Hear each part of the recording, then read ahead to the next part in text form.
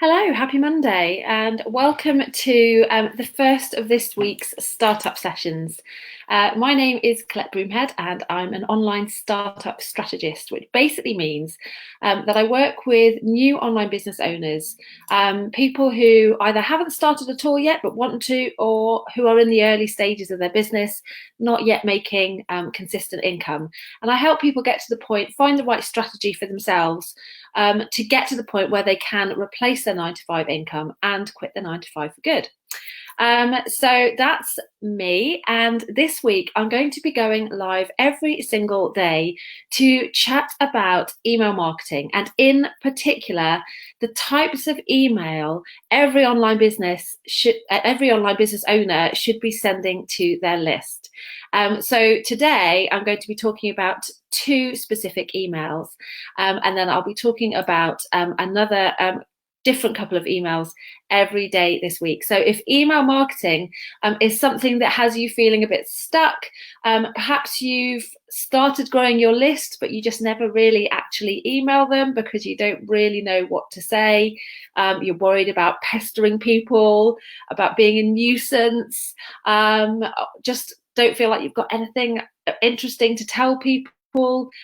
Then definitely stay tuned in and make sure you get a reminder for each of the lives this week, because I'm going to be giving you tons of inspiration as to what you can be emailing your list about that is going to get them really engaged with you and your business, help them to connect with you, and ultimately encourage them to buy from you, which at the end of the day is what we're all here for as online business owners. So let me dive in. The first email, if you see me glancing over here, this is where my notes are. Anyone who has watched any of my Facebook Lives will be very used to the sideward glance, which happens a lot. Today's emails that I'm going to be talking to you about are the welcome email and your brand story. So let's kick off with the welcome email. Now, the name, it's fairly self-explanatory. This is the very first email that you will send to anyone who subscribes to your list. Now, chances are, if you already have a list set up and you're already getting subscribers, you probably already have a welcome email.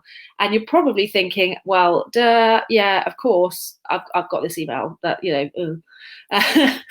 but I wanted to include it because I see an awful lot of welcome emails that are done very poorly and completely wasted. And I don't want you to do that. So what do I mean when I say that? Well, most people see the main purpose of a welcome email as delivering the free goodie that the person has signed up for in the first place. So when you are building your email list, the most common way to do that is to create some form of lead magnet. And what I mean by that is something which will, a kind of bribe that will encourage people to hand over their email address. Because let's face it, none of us are going to just give people our email addresses for nothing these days. We want something of value in return. So your lead magnet is where you offer value in return for someone's email address. And the welcome email is, of course, where you deliver that value. So perhaps they've signed up for a free checklist or a video course, or perhaps they've even signed up for a challenge or a webinar or something along those lines. Your welcome email will be where you say, hey, thanks for signing up. Here's your free thing, or here are the details for the webinar, or here's what's going to happen with the challenge. Here's what you do next. So it's kind of the next step for whatever they signed up for. But that is not the number one purpose. That's kind of the side purpose of your welcome email. The lead magnet was to get them on your list. So of course you have to deliver that. But the purpose of the welcome email really is to introduce yourself, introduce your business, and make a fantastic first impression. Make such a good first impression that your new subscriber is going to be excitedly looking in their inbox, waiting for your next email because you've wowed them so much, okay? So that is the real purpose of a welcome email. And this gets missed so often. People kind of go, welcome email, hi, here's your thing, see you later. And that's it. And that is such a waste. No one's going to be wowed by that. Yes, they're going to be pleased that they've got their freebie that they signed up for. And that should hopefully also wow them. But that email itself is such a good opportunity to give them a great first impression, to create some memories, to say something that they're going to remember, that they're going to connect with, that's going to make your name stand out in their very busy inbox. Because let's face it, we all have very busy inboxes. And so your emails have to stand out. You have to find a way to stand out. And your welcome email is your very first opportunity to do that. And in fact, if you don't do that in your welcome email, the chances are they may not even bother opening your other emails. So your welcome email is super important. And this is your opportunity to introduce yourself, to show who you are, to show your personality, to show your character. It should be written with your ideal client in mind. So whenever you start your email marketing, you should already have a really clear idea of who your ideal clients are. And that needs to be as specific as possible. Again, if you followed me for any length of time, you will know that I bang on about this all the time. And that's because it's super important. You need to know who your ideal clients are. And the more specific, the better, because the more we try and talk to everyone, the more we actually talk to no one. The more we try and talk to one single person, actually the broader our message actually has, the bigger impact it has on more people. It sounds counterintuitive, but it is absolutely true. And I often share this analogy, and I'm going to share it again today because I think it really illustrates this point well. And this is another thing I always forget to do, which if you watch my lives on a regular basis, you will know, and that's put my phone on silent. So let me tell you this analogy. So I want you to imagine that you are getting married next summer, and you are looking for a wedding photographer. And you've narrowed it down to a couple of options, and you're kind of going through their website. Option number one, they are a kind of general photographer. They do weddings, they do pets, they do family portraits, they do babies, they do landscapes. They are a jack of all trades, and they've got a little bit of everything there on their website. And then option two is a wedding photographer. They focus only on people who are getting married because that's their passion.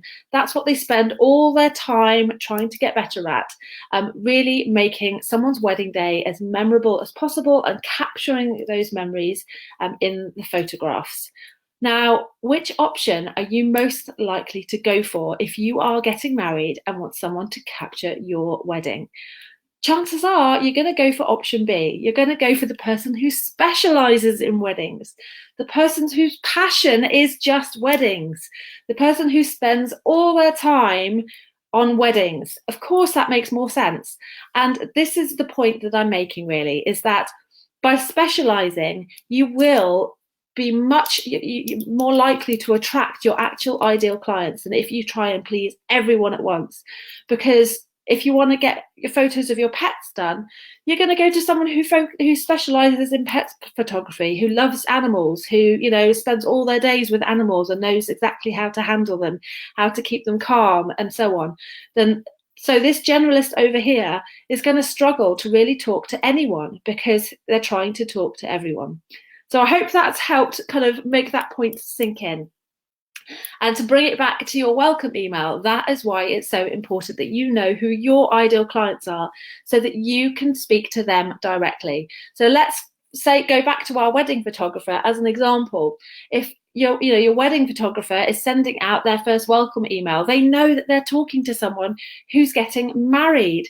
They know that they're talking to someone who is planning a wedding, and so that they can make that email really about all of that stuff, really speak to that person. They can talk about, how, exciting it is to have your wedding coming up, but how, stressful it can be, remembering to fit everything in, remembering, not to miss things, to try and budget for everything, to feel like you've got enough time and all of this kind of stuff. You can really talk to that person so that they feel like you're speaking directly to them.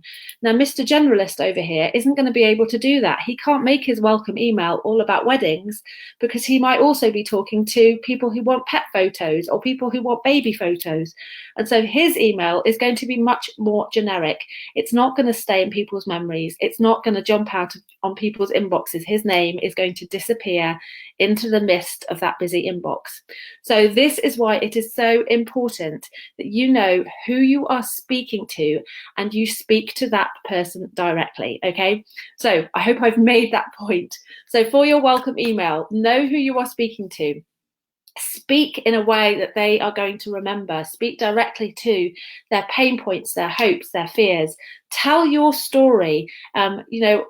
Generally speaking, our ideal clients share something about our story, and that's what connects them to us. So share your story that's going to help them connect with you. What have you experienced that they are experiencing right now? What is it about what you've been through that helps you to understand what they're going through? And share all of that in your welcome email. So that very first impression is that this person gets me. This person knows what they're talking about. This person is someone I want to learn more about and I want to hear more from. Okay, so that is your welcome email. And yes, deliver that freebie, but that is not the point of the welcome email. The point of the welcome email is to make that big first impression and make sure that your name stays in their mind. So when they see you in their inbox, they immediately go and click to open your emails. Okay, so that's email number one. Email number two is your story. So now that this might seem a bit kind of like, what? You just told me to tell my story in my welcome email. Well, I'm making it a separate email because you shouldn't just tell your story once. Your story is one of the most powerful tools that you have as a business owner and a marketer to connect with your audience, to connect with your ideal clients. It's what makes you become a person instead of a business. It's what makes you become relatable to the people that you're trying to attract, to the people that you're trying to talk to. It's what gives you credibility. It's what builds trust. There are so many benefits to a really good brand story. And so please don't just tell your story once and then never tell it again. And there are so many reasons for this. So reason number one, not everyone is going to see that story the first time you tell it. Not everyone may open that welcome email. Not everyone may, go and check out your About Me page on your website. So it feels like you're repeating yourself, but you need to repeat yourself because otherwise there will be a lot of your audience who just don't see that story. And you need everyone to see that story because of the power that it has to make you memorable, to connect with your audience and all of that other good stuff that we've already talked about. So yes, put your story in your welcome email, but then repeat it.